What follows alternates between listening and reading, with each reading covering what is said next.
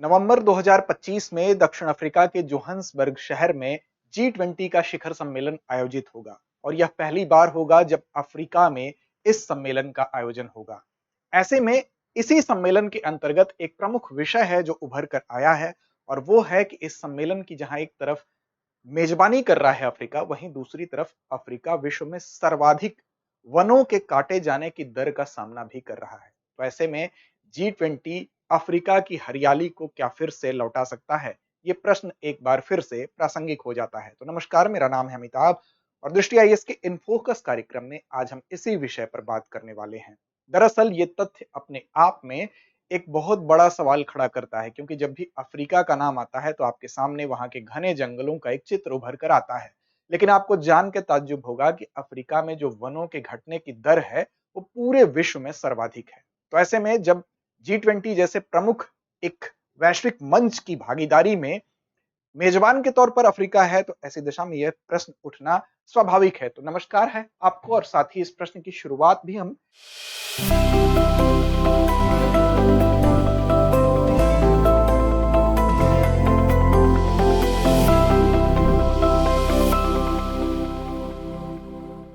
इसी तथ्य के साथ करेंगे। क्यों? क्योंकि न्यूज़ क्या है, न्यूज़ देख लेते हैं।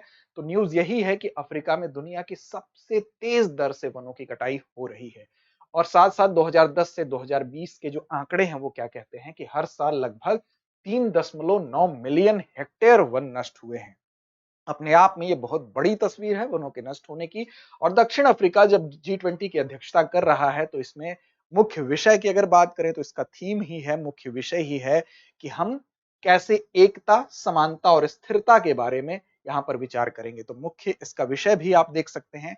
इसकी वजह से भी ये प्रश्न अपने आप में इंपॉर्टेंट हो जाता है, क्योंकि यहाँ पर सॉलिडेरिटी, इक्वालिटी और सस्टेनेबिलिटी ये इसका थीम है। तो चलिए चलते हैं, चर्चा की शुरुआत करते हैं। सबसे पहले अफ्रीका में जो वनों की कटाई है उस पर नजर डालने से पहले एक बार आप अफ्रीका का मैप देखिए। तो आप देख रहे हैं ये पूरा अफ्रीका है। इसमें जो ट्रॉपिकन ये रेन फॉरेस्ट है आपका बीच में, एक तो ये एरिया है और दूसरा एरिया आपका इस एरिया में पड़ता है जो दक्षिणी अफ्रीका में। तो इसके दो मुख्य वन क्षेत्र हैं, कौन कौन से हैं?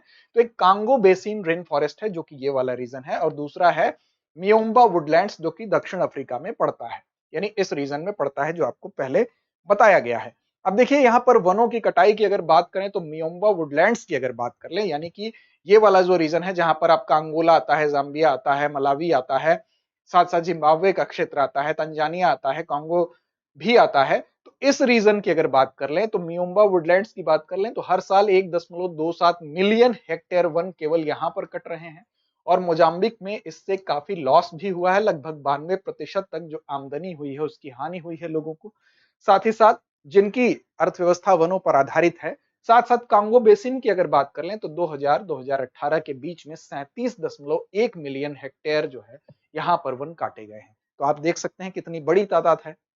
अब वनों की कटाई का प्रमुख कारण क्या है? एक तो ये कारण है कि ज्यादा से ज्यादा लोग जो है कृषि के लिए वनों को काट रहे हैं। दूसरा यह है कि खनिज संसाधनों की खोज के लिए भी वनों की कटाई की जा रही है, और कहीं ना कहीं जो लकड़ी का अवैध कारोबार है वो भी इसको काटने का एक प्रमुख मुख्य कारण के तौर पर जाना जा रहा है। तो देखिए, कृषि भूमि की मांग, अवैध लकड़ी की कटाई, खनन और ईंधन के लिए लकड़ी का अंधाधुंध उपयोग जो हो रहा है वो भी इसके काटे जाने के कारण के रूप में सामने आ रहा है। अब जब वन कटेंगे, लकड़ियां डिस्ट्रॉय की जाएंगी तो कहीं ना कहीं उसका दुष्प्रभाव भी सामने आएगा। क्या प्रभाव होगा? तो एक तो गरीबी और खाद्य असुरक्षा में काफी वृद्धि हुई है इस रीजन में। साथ साथ वर्षा और जल संसाधनों का जो असंतुलन है वो भी देखने को मिलता है। आप जानते हैं कि वन जो है हमारे वर्षा के संतुलन के लिए, पारिस्थितिक संतुलन के लिए जरूरी है। तो वनों का नष्ट होना यानी जल संसाधनों का भी असंतुलन, वर्षा का असंतुलन, जलवायु परिवर्तन में तेजी से आप देख सकते हैं परिवर्तन जो है उसका भी एक कारण है। वैश्विक ग्रीन हाउस गैस उत्सर्जन का लगभग 12% यहाँ पर आप देखें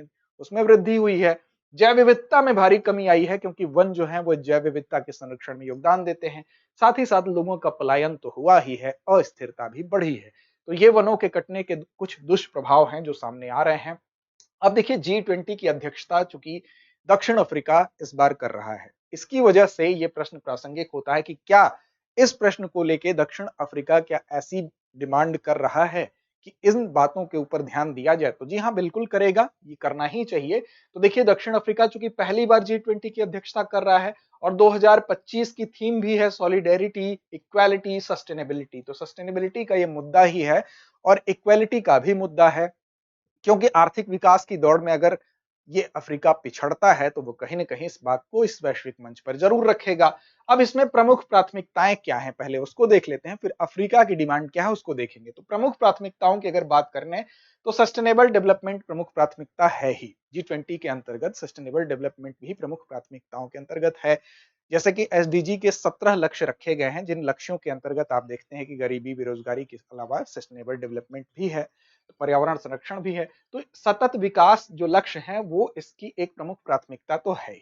इसके अलावा अगर हम बात करें तो यहां पर आपदा लचीलापन यानी डिजास्टर रीसाइलेंस भी इसका एक प्रमुख विषय है। आपदा, डिजास्टर या रीसाइलेंस का मतलब ही होता है कि कोई भी देश जो डिजास्टर होता है उसको सहने में और उससे उभरने में कितना सक्षम होता है। तो ये भी अपने आप में एक मुख्य इसका हम कह सकते हैं प्राथमिकता है। साथ ही साथ खाद्य सुरक्षा की बात कर लें, फूड सिक्योरिटी की बात कर लें, ये भी इसका एक मुद्दा है। जलवायु वित्त यानी क्लाइमेट फाइनेंस भी इसका एक मुद्दा है और भूमि उपयोग का सतत वित्त पोषण यानी सस्टेनेबल एंड यूज फाइनेंसिंग, ये भी इसका एक प्रमुख मुद्दा है। तो इन सभी मुद्दों पर यहां पर एक एक कर बात होने की संभावना है। जैसे एसडीजी लक्ष्य की अगर बात करें तो 17 लक्ष्यों में आप जानते हैं कि यहाँ पर गरीबी भी है, पर्यावरण है, स्वास्थ्य है, तो इसको संतुलित रूप से सुधारने की दिशा में प्रयास किया जाता है। वहीं पर कोई भी देश समुदाय है प्राकृतिक आपदाओं जैसे कि बाढ़ हो गया, सूखा हो गया या अन्य आपदाएं होंगी, उनसे कैसे उबर सकें और उनसे होने वाले नुकसान को वो कैसे कम से कम कर सकें। यानी कि क्लाइमेट जो रीसाइलेंसिंग है वो जलवायु परिवर्तन से होने वाले जो प्रभाव होते हैं उन प्रभावों को सहन करने की क्षमता होती है, तो उसको कोई भी देश कैसे विकसित कर सके इस दिशा में काम करना है यहाँ पर, तो वो प्राथमिकता के अंतर्गत रखा गया। बाढ़ रोधी खेती के तरीके या वाटर हार्वेस्टिंग या ऐसे सिस्टमों का विकास किया जाए, वन के कटाव को रोका जाए, ये सभी इसके अंतर्गत सम्मिलित होते हैं। इसके अलावा हर व्यक्ति को पर्याप्त पोषक और सुरक्षित भोजन हर समय उपलब्ध हो, इसलिए खाद्य सुरक्षा की भी यहाँ बात की गई है, जिससे कि ऐसी कृषि हो जो एग्रो फॉरेस्ट्री हो, यानी कि वन आधारित कृषि हो, जिसमें कि इसका विस्तार किया जाए, जिसमें कि सूखे रोधी जो बीज होते हैं उनका भी वितरण किया जाए। तो ये सारी तकनीकी भी यहाँ पर मुख्य केंद्र में रखी गई है। साथ ही साथ ग्राम स्तर पर खाद्य जो भंडारण है उसको भी ज्यादा से ज्यादा बढ़ावा दिया जाए। एग्रो फॉरेस्ट्री का मतलब ही होता है एक ऐसा कृषि मॉडल जिसमें कि पेड़ों के साथ साथ फसल और पशुपालन को भी शामिल किया जाता है। साथ ही साथ जो फंड की बात की गई है उसका मतलब होता है, जैसे ग्रीन क्लाइमेट फंड होता है, आपने सुना होगा,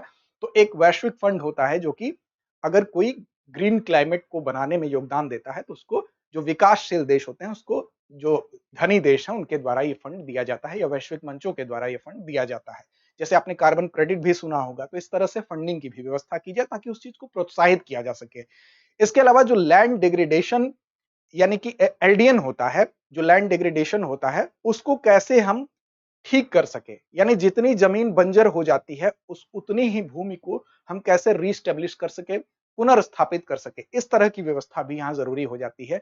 साथ ही साथ रेड प्लस आपने नाम सुना होगा, यानी कि reducing emission from the deforestation and forest degradation, यानी कि जो वन होते हैं, वन जो होते हैं अगर कट रहे हैं, वनों का कटाव हो रहा है और या वो डिग्रेड हो रहे हैं, उनकी गुणवत्ता प्रभावित हो रही है, अब ऐसी दिशा में जो भी देश वनों के संरक्षण की दिशा में काम कर रहा है, वनों को सुरक्षित रख रहा है, इस पूरे माहौल में उन देशों को जो अच्छे वैश्विक जो संस्थान होते हैं उनके द्वारा फंडिंग दिया जाना, रेड प्लस का यही काम होता है। तो उसमें जो विकासशील देश होते हैं, तो ऐसे देशों ने, कई ऐसे देश उदाहरण भी हैं, जैसे अगर बात किया जाए सेंट्रल अफ्रीकन रिपब्लिक की बात की जाए तो उसने रेड प्लस फंड के अंतर्गत अपनी अर्थव्यवस्था को सुधारा भी है। तो ये सभी प्रयास करने की बात इस प्राथमिकता के अंतर्गत जो 6 प्राथमिकताएं हैं इसमें शामिल किया गया है। इसी में आपका भूमि उपयोग का सतत वित्त पोषण यानी सस्टेनेबल एंड यूज फाइनेंसिंग भी शामिल है।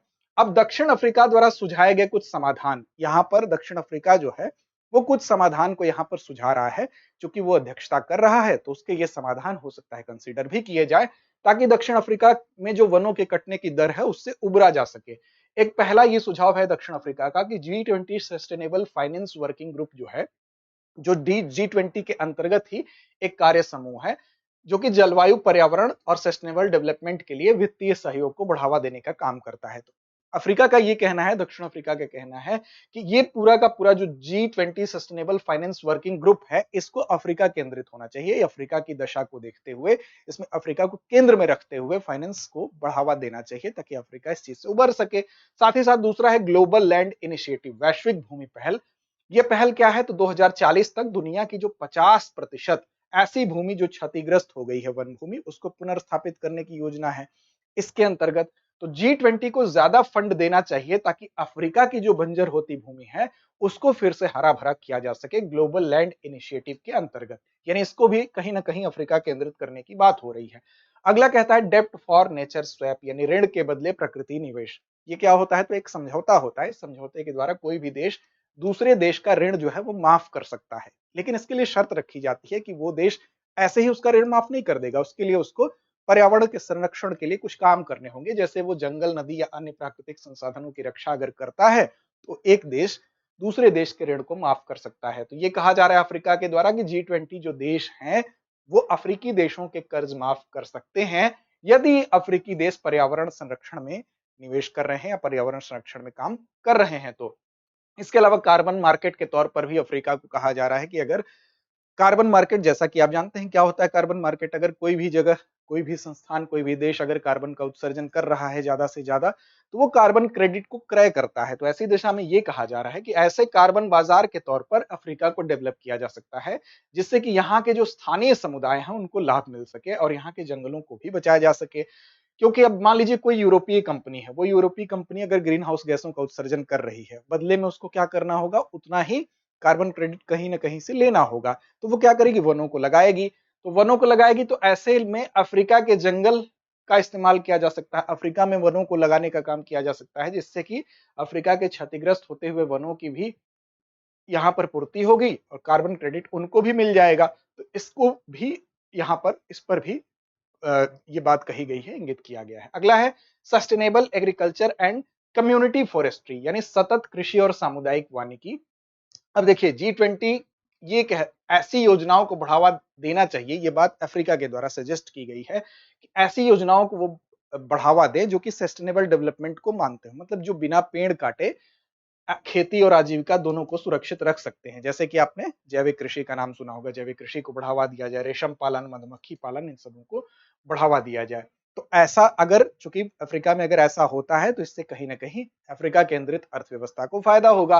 फिर ग्रेट ग्रीन वॉल और AFR100, इसके विषय में भी कहा गया है। आपको बता दें कि जो ग्रेट ग्रीन वॉल है 8000 किलोमीटर लंबा वृक्षारोपण का एक अभियान है जो कि यहाँ पर चलाया गया है दक्षिण अफ्रीका में, जो सहारा रेगिस्तान के दक्षिण में चल रहा है, इस क्षेत्र में चलाया गया है। और AFR100 African forest landscape restoration initiative, ये 2030 तक अफ्रीका में 100 मिलियन हेक्टेयर भूमि की बहाली का लक्ष्य रखा गया है।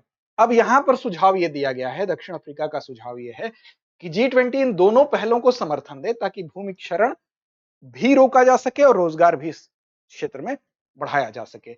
अगला है टेक्नोलॉजी एंड स्किल्स, यानी कि तकनीकी और कौशल विकास को भी G20 के द्वारा समर्थन दिया जाए। अफ्रीका में AI को बढ़ावा दिया जाए, साथ साथ लोगों को ऐसी तकनीकी सिखाई जाए, प्रशिक्षण दिया जाए, उसकी ट्रेनिंग दी जाए और ऐसी एक सप्लाई चेन ट्रांसपेरेंसी को बनाया जाए ताकि ये सारी व्यवस्थाएं जो है एक पारदर्शी तरीके से वहां इंप्लीमेंट हो सके। तो इन बातों को भी यहाँ पर प्रमुख रूप से बताया गया है। आगे बढ़ते हैं, थोड़ा सा जान लेते हैं G20 के बारे में, एक परिचय। G20 के बारे में आप सबको पता होगा, लेकिन फिर भी आपको बता दें कि G20 जो है 1999 में जब एशियन फाइनेंशियल क्राइसिस आया था उसके बाद स्टैब्लिश हुआ था। और ये 19 प्रमुख अर्थव्यवस्थाएं इसमें सम्मिलित हैं और 2 बहुपक्षीय संगठन है, जिसमें कि अफ्रीकी यूनियन और यूरोपीय यूनियन भी इसमें दो एक अंतरराष्ट्रीय मंच के इस पूरे संघ में शामिल हैं। और प्राथमिक ध्यान इसका जरूर वैश्विक आर्थिक शासन पर है, लेकिन इसके शिखर सम्मेलन के अगर विषयों को आप देखेंगे तो हर वर्ष बदलते रहते हैं। इसके अलावा इसके सदस्यों की लिस्ट आप यहाँ देख सकते हैं। G20 समिट की अगर बात करें तो ये इसमें वार्षिक रूप से G20 समिट आयोजित होती है और इसमें 2023 में भारत ने भी इसकी अध्यक्षता की थी। इसके अलावा परमानेंट गेस्ट की बात करें तो स्पेन जो है परमानेंट गेस्ट है। इसमें शेरपा और ट्रोकिया 2 व्यवस्थाएं हैं। अक्सर आप सुनते होंगे शेरपा क्या होता है? शेरपा जब एक पर्वतारोहियों का दल जाता है तो वहां एक नेतृत्व करने वाला होता है, उसको शेरपा कहते हैं। तो वैसे ही यहाँ भी शेरपा होता है जो कि हर देश का एक प्रतिनिधि होगा, शेरपा होगा, जो उसको नीतिगत रास्ता दिखाने का काम करता है। अब G20 का कोई स्थायी सचिवालय भी नहीं है, तो ऐसे में एक ट्रोइका व्यवस्था होती है, यानी कि पिछले वर्ष जो देश अध्यक्षता करता है वो, वर्तमान में जो अध्यक्षता कर रहा है वो, और अगली साल जो अध्यक्षता करेगा वो, तीनों को मिलाकर एक ट्रोइका बनेगा और यही मिलकर इस परमानेंट ऑफिस के तौर पर काम करते हैं, जो कि इसका परमानेंट कोई सचिवालय नहीं है। तो ये तीनों मिलकर जो देश होंगे वो एक सचिवालय के रूप में काम करते हैं। इसीलिए अब देखिए ट्रोइका G20 की योजना और कामकाज को ही जारी रखता है, यही तीन मिलकर, यानी पिछले वर्ष जो अध्यक्षता किया है, इस वर्ष जो कर रहा है और अगले वर्ष जो कर रहा है, वही उस कामकाज को आगे संचालित करते हैं। अब G20 में दो तरह की चर्चाएं होती हैं, एक तो शेरपा ट्रैक होता है। शेरपा ट्रैक में क्या होगा, तो जो गैर वित्तीय चर्चाएं होती हैं, जैसे कि जलवायु हो गया, शिक्षा हो गया, स्वास्थ्य होगा, और एक होता है वित्त ट्रैक। वित्त ट्रैक में आर्थिक पक्ष पर चर्चा होती है, यानी पैसे के लेन देन वाले विषयों पर चर्चा होती है। इसमें वित्त मंत्री और रिजर्व बैंक के गवर्नर भी शामिल होते हैं, अलग अलग देशों के प्रतिनिधि के रूप में। तो ये इसका एक परिचय था। अंत में बारी अभ्यास प्रश्न की आती है। अभ्यास प्रश्न की जिम्मेदारी हमेशा की तरह आप पर होगी। आज का प्रश्न है कि निम्नलिखित में से किस समूह में G20 के सभी 4 देश सदस्य हैं। ये 2020 में प्रश्न पूछा भी जा चुका है यूपीएससी के एग्जाम में। विकल्प आपके सामने है। ए है अर्जेंटीना, मैक्सिको, दक्षिण अफ्रीका और तुर्की। बी है ऑस्ट्रेलिया, कनाडा, मलेशिया और न्यूजीलैंड। सी ब्राजील, ईरान, सऊदी अरब और वियतनाम। और डी है इंडोनेशिया, जापान, सिंगापुर और दक्षिण कोरिया। तो उम्मीद ही नहीं विश्वास है कि इसका सही और सटीक जवाब आप जरूर देंगे। लड़ते रहें, अपने लक्ष्य की ओर बढ़ते रहें। डियर व्यूअर्स, अपने एग्जाम की तैयारी को और बेहतर करने के लिए हमारे चैनल को लाइक, शेयर और सब्सक्राइब करना न भूलें।